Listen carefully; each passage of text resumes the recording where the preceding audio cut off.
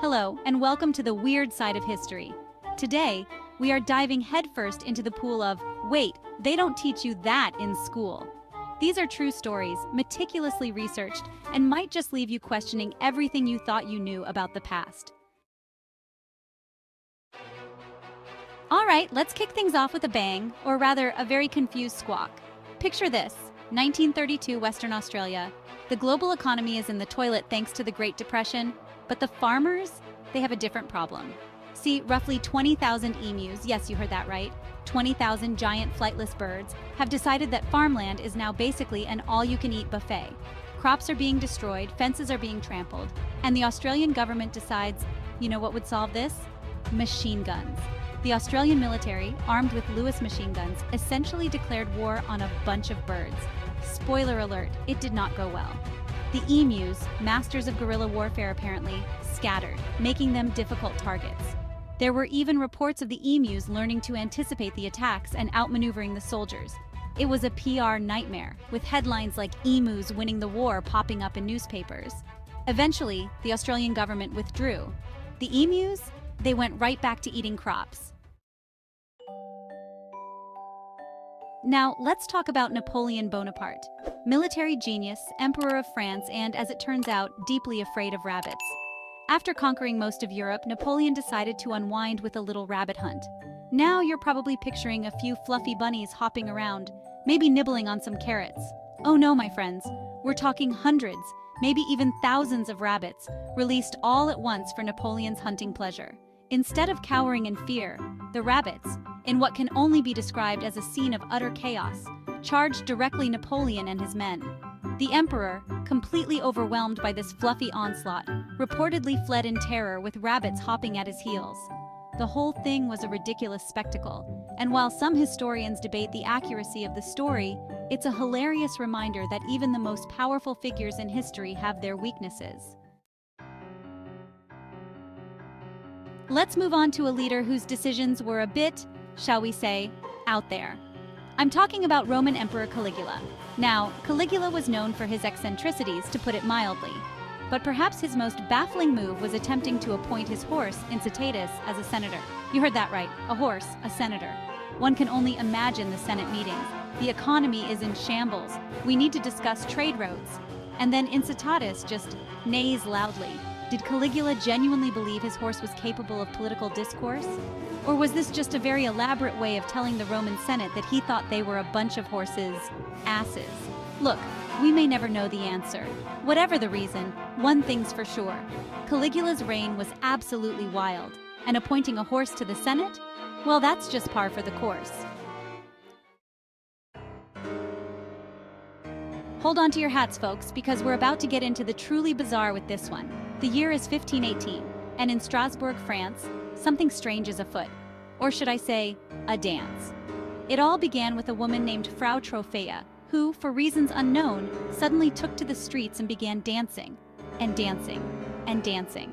This wasn't just a quick jig, mind you. We're talking days of non-stop, frenzied movement. Soon, others joined in, and within weeks, over 400 people were caught in the grip of this uncontrollable dancing mania.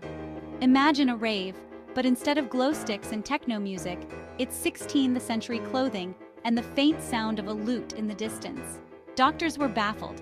Theories ranged from demonic possession to hot blood. Yes, really, but no one could explain why these people were dancing themselves to exhaustion, and in some cases, even death. This wasn't just a case of cut-a-rug fever. We're talking exhaustion, heart attacks, strokes, all because they couldn't stop moving their feet. The whole thing lasted for months, and then, just as suddenly as it started, it stopped. The dancing plague of 1518 remains one of history's most baffling medical mysteries, a stark reminder that sometimes truth is stranger than fiction. Now let's talk about defenestration, which, believe it or not, is a real word, and it's exactly as dramatic as it sounds. Essentially, it means to throw someone out of a window. And no one did defenestration quite like Prague. The first defenestration of Prague occurred in 1419 when a group of Hussites, who were protesting religious persecution, chucked a bunch of Catholic counselors out of a window. It's said they landed in a pile of manure, which, I suppose, softened the blow. But the defenestration fun didn't stop there. Fast forward to 1618, and we have ourselves the second defenestration of Prague, sparking the 30 Years' War. This time, it was two Catholic regents and their unfortunate secretary who were tossed out a window by a group of Protestant nobles. And the best part? They survived. Allegedly, they landed in a pile of, you guessed it, manure. Look, if you're going to get defenestrated, Prague is the place to do it. Just maybe pack a clothes peg for your nose. Let's face it, we all have our little beauty routines. But Cleopatra, the last active ruler of the Ptolemaic Kingdom of Egypt, took it to a whole other level. Forget cucumber water and avocado face masks. Cleopatra, Queen of the Nile, swore by baths in donkey milk. Yes, you heard that right. Donkey milk. Apparently it took the milk of 700 donkeys to fill her bathtub each day. Can you imagine the utter chaos? The sheer volume of donkey output required for this beauty regimen? Now, before you go judging Cleopatra for her questionable bathing choices, it's worth noting that donkey milk does have lactic acid, which can have exfoliating properties.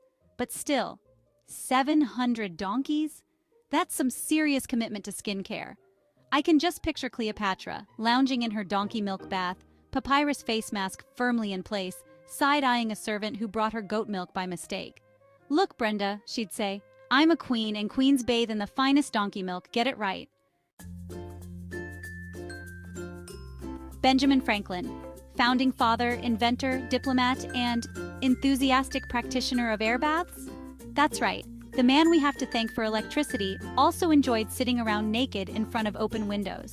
Franklin was a big believer in the power of fresh air, and he took it to an extreme. He claimed that these air baths, as he called them, were beneficial for his health and well-being. Now, I'm all for a little fresh air, but there's something to be said for, wearing pants. Can you imagine being Franklin's neighbor just trying to enjoy your morning coffee and then bam, there's Benjamin Franklin in all his glory airing out his ideas. Look, you can't argue with the man's results. He lived to the ripe old age of 84, which back then was basically like living to 150. Maybe he was onto something with those air baths, or maybe he just had really good genes. And finally, let's talk about a piece of history that proves that sometimes the simplest ideas are the most lucrative. I'm talking, of course, about the pet rock. Yes, you heard that right, a rock, as a pet. In 1975, Gary Dahl, a marketing executive, was listening to his friends complain about their pets. The feeding, the grooming, the vet bills, it was all just so much work. And that's when inspiration struck. What if you had a pet that required none of that? A pet that was literally a rock. And so the pet rock was born. For the low price of $3.95, you could have your very own pet rock, complete with a carrying case, a training manual, and a birth certificate. It was absurd, it was ridiculous, and it made Gary Dahl a millionaire. People went absolutely bonkers for these things. They were the must-have gift of the holiday season. It just goes to show that sometimes you really can sell anything. Well, there you have it. 8 unbelievable historical facts that prove that truth really is stranger than fiction. So which fact did you find the most unbelievable? Let me know in the comments below. And don't forget to like, subscribe, and hit that notification bell for more mind-blowing historical content.